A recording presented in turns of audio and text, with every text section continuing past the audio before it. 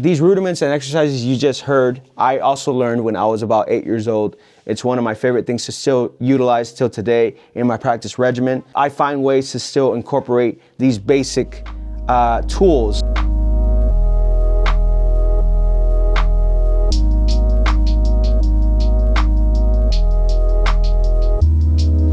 What's up, ladies and gentlemen? Welcome to Prolific Creation Studios. My name is Kevin Michael Chong. Today we're going to be doing another drum video. As you see, we're going to be covering two different things: rudiments, basic rudiments, the single strokes and the double strokes, and a quarter note and eighth note beat. Both very easy to play. So first, we have the single stroke, which is right, left, right, left, right, left, right, left. That's all it is, which is awesome because once you learn how to play the single strokes, you can pretty much do any drum groove, any exercise, anything that comes to mind. It's one of the most commonly used rudiments in the world, aside from the double strokes, which are next. That is right, right, left, left, right, right, left, left. Now you can do a mix of quarter notes, eighth notes, and 16 notes when practicing either rudiment. So you can do 1, 2, 3, 4, 1 and 2 and 3 and 4, and 1 E and a 2 E and a 3 E and a 4 E and a.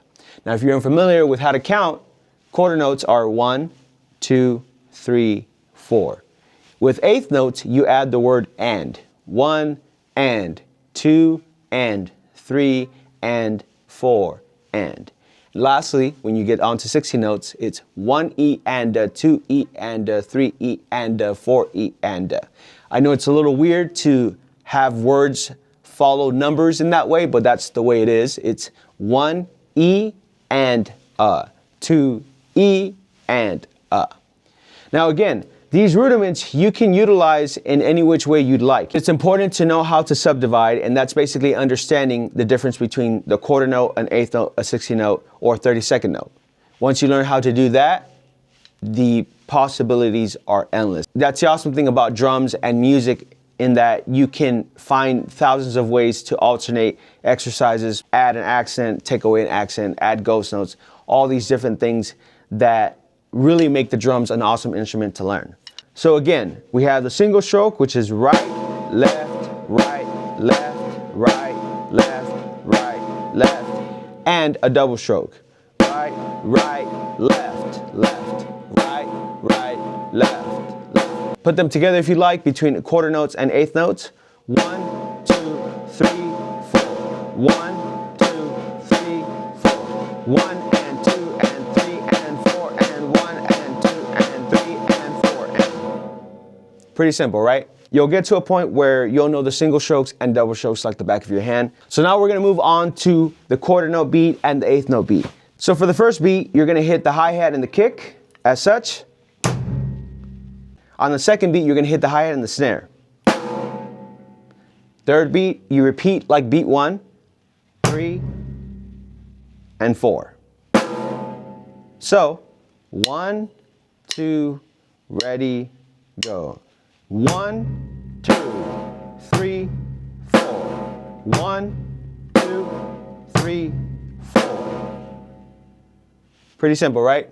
Now, again, that's at a very, very slow tempo. Once you have a metronome, set it to about 70 BPM. Familiarize yourself with the movement of your hands and your feet. Now, one of the important things about playing the quarter note beat, if you notice, is the kick drum. Now, when hitting the kick drum, there are times people play very lightly. They'll play 1, 2, 3, 4. 1, 2, 3, 4. It's important not to play that way, at least to start. You want to make sure you can play that bass drum as if your life depended on it. Now, I'm not saying pick up your foot and demolish the drum, but I am saying put a little bit of weight on it, play strong, play confident, okay? So you want that bass drum on beat 1, beat 3 to be something like this. 1, 2, 3, 4. 1, 2, 3, 4. Again, 1, 2, 3, 4. 1, 2, 3, 4. As you progress with the metronome, if you're starting at 70 BPM, move it up to 80. Then when you get comfortable there, 90. Once you get really comfortable, you can start doing it by every 20 BPM. So typically, if you're at 100, you move to 120. If you're 120, you move to 140, and so on.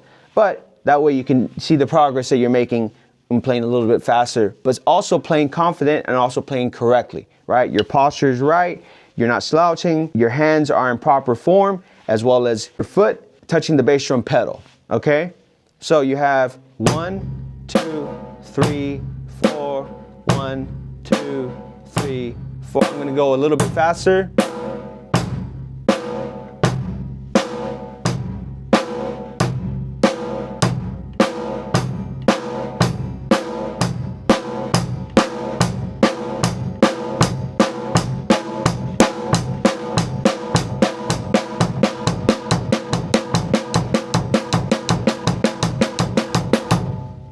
Pretty easy, right? That tempo you hear at the very end where it's very, very fast, it's commonly used in a style called shout music in church. If you are familiar with shout music, it's very, very fun to play. You're doing it really, really fast, 160, 180 BPM. It's definitely an awesome genre of music. Anything gospel, I'm all for it. Let's move on to eighth notes, okay? So eighth notes is basically 1 and 2 and 3 and 4 and. Right? Now I'm gonna combine the first exercise we just went over, the quarter note beat, with an eighth note beat so you can understand the differences between the two. Essentially, all you're adding is an extra hi-hat hit after every number. So it's 1 and 2 and 3 and 4 and. That's all it is, all right? Everything else stays the same. Kick and hi-hat on beat 1, snare and hi-hat on beat 2, kick and hi-hat on beat 3, snare and hi-hat on beat 4. So it'll be 1, 2, 3, 4, 1, 2, 3, 4, 1 and 2 and 3 and 4 and 1 and 2 and 3 and 4 and. Again, 1, 2, 3, 4, 1, 2, 3, 4, 1 and 2 and 3 and 4 and 1 and 2 and 3 and 4 and. These rudiments and exercises you just heard, I also learned when I was about 8 years old. It's one of my favorite things to still utilize till today in my practice regimen. I find ways to still incorporate these basic tools. You can do it also. I recommend, again, 70 BPM, start at a slow tempo, move your way up. And as you practice, you'll notice within time that you've been improving, and it's gonna bring a lot of gratification. So thank you guys for joining me today. If you found this video to be insightful, I invite you to subscribe to Prolific Creation Studios. If you already did so, then leave a like or drop a comment or question down below. We'll get back to you guys, and let's keep going on this drumming journey together. See you guys on the next video.